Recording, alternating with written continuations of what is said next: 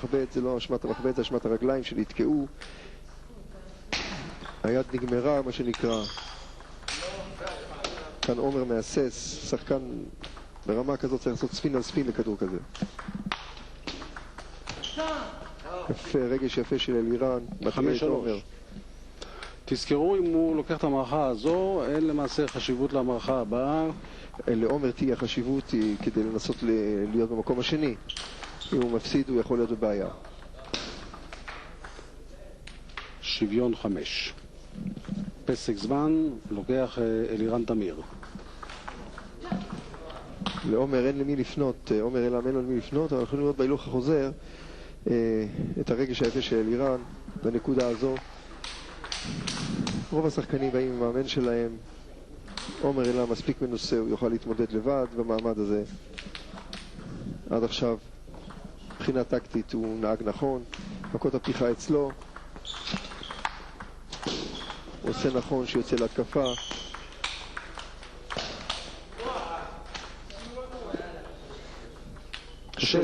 קשה להבין מדוע הכדור מחטיא את השולחן במטר, רק בגלל עבודת רגליים לקויה. וכאן עומר מראה שאת מה שאסור לעשות, לזוז לצד הקורן עם הבקאנד כדי להחטיא כדור כזה. 7-6 לעומר אילם. ניצחון שלו במערכה הזו, והוא מנצח את כל התחרות גם מול אלירן תמיר וגם מול שאר השחקנים שהיו כאן. שאולי יגביר קצת את ההקשבה שלו בשיעורי פיזיקה. הוא עושה דברים שמבחינה פיזיקלית לא ייכנסו. הוא צריך לזוז עם הגוף קדימה מתי שהוא חווה את הבקאנד החזק שלו. כאן הוא, נקודת מזל משאירה אותו היטב בתמונה.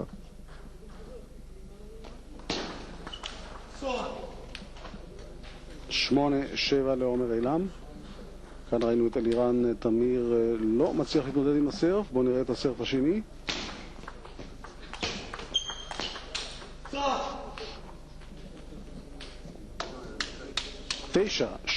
לעומר אילם.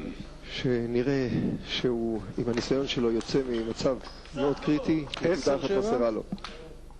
והנה עכשיו יכולה לבוא הכרעה בתחרות הדירוג כאן לזכותו של עומר אילם. המקום הראשון קרוב אליו מאוד מאוד. עדיין לא. טוב, לא היה לו מה להפסיד כאן לאלירן תמיר, ויצא לו מכה איכותית מאוד. לא, זה מראה שהוא גבר, אפשר להגיד, שגם במצבים קשים כאלה הוא חובד חוזקה, לא משחק דרדלה. מה אתה עושה? שואל את עצמו עומר אילם. ומהמכות האלה נכנס ללחץ עומר דווקא. יש לו נקודה חשובה בתחרות הזאת. סרב נהדר. פשוט נפלא, הקור רוח של אלירן. מה רצינו יותר מזה? איזה מתח יש לנו בסיום התחרות הזאת? אלירן תמיר, נציג הנגב בתחרות הזו, מאבד עכשיו כדור. כמו טירון, כמו טירון. 11-10 לעומר אילם. מכת פתיחה גרועה, לאחריה בלוק במקום לעשות ספין על ספין.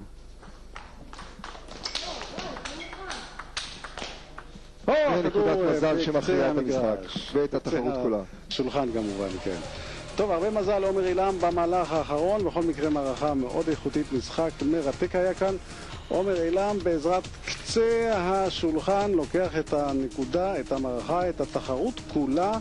3-1 על אלירן תמיר, והוא מסיים ראשון כאן את תחרות הדירוג לגילאי 18. סיכום שלך מנחם. כן, אלירן הוכיח לי שצריך כושר גופני וקצת יותר ריכוז כדי להתמודד מול שחקן כל כך מנוסה וכל כך חכם כמו עומר אילם. תחרות מאוד מרתקת עד הנקודה האחרונה. היה נדמה שאלירן תמיר יוצא בשלום עוד מהמערכה הזו, אבל בסוף שתי הנקודות האחרונות של עומר אילם, וגם כך זה מסתיים 12-10 במערכה הרביעית, והקובעת את כל התחרות הזו, עומר אילם במקום הראשון.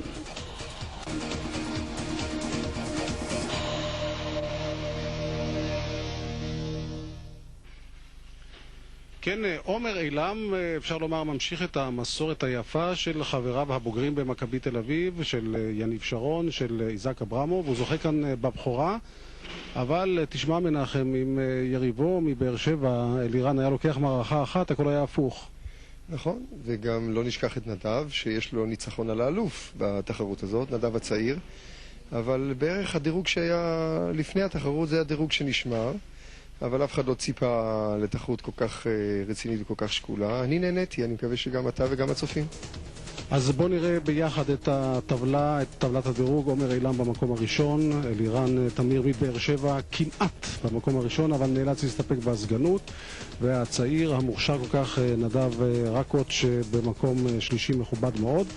בסך הכל, מנחם, אם אנחנו צריכים להתייחס למה שראינו כאן, ראינו כאן דרמות בהחלט שנתנו לנו תחושה שהעתיד של הענף הזה בהחלט קיים.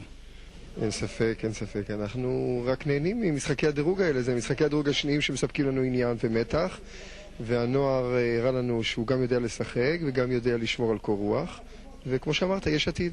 יש מישהו מבין הספורטאים שראינו כאן שהיית רוצה לציין במיוחד? כולם שמרו על רמה פחות או יותר טובה. את נדב רקוץ' יש כמובן לציין בגלל גילו הצעיר, ואת עומר כמובן על השיקול דעת שהביא אותו לניצחון.